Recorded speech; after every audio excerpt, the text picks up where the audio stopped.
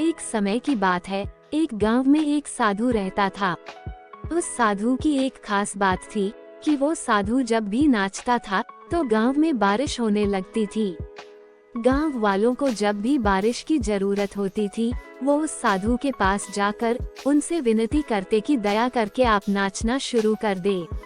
और जैसे ही साधु नाचना शुरू करता, वैसे ही गांव में बारिश शुरू हो जाती थी।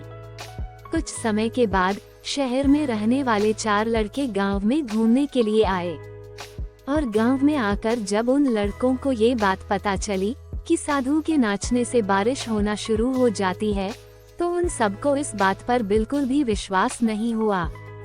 शहर के लड़के अपने आप को बड़ा पढ़ा लिखा समझ रहे थे, इसलिए उन्होंने गांव वालों को यह चुनौती दे दी कि हम भी नाचना शुरू कर देंगे तो बारिश होने लगेगी। यदि बारिश नहीं होती है तो उस साधु के नाचने से भी बारिश नहीं होगी।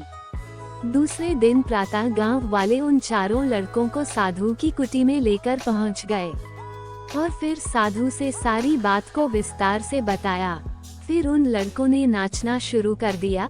थोड़ी देर के बाद पहला थक कर बैठ गया, लेकिन बारिश नहीं हुई। कुछ समय के बाद सभी लड़के बारी बारी से थकते चले गए और शांत होकर बैठ गए, लेकिन गांव में बारिश बिल्कुल भी नहीं हुई। इसके बाद साधु का नंबर आया। साधु ने नाचना शुरू किया। 1 घंटा बीत गया लेकिन बारिश नहीं हुई।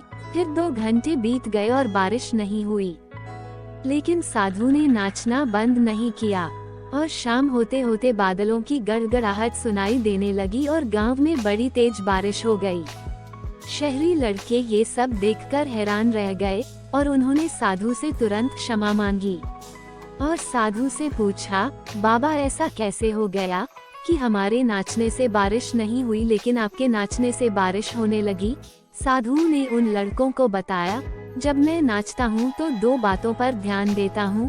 पहली बात, मैं ये सोचता हूँ यदि मैं नाचूंगा तो बारिश को होना ही पड़ेगा, और दूसरी, मैं तब तक नाचूंगा जब तक बारिश न हो जाए।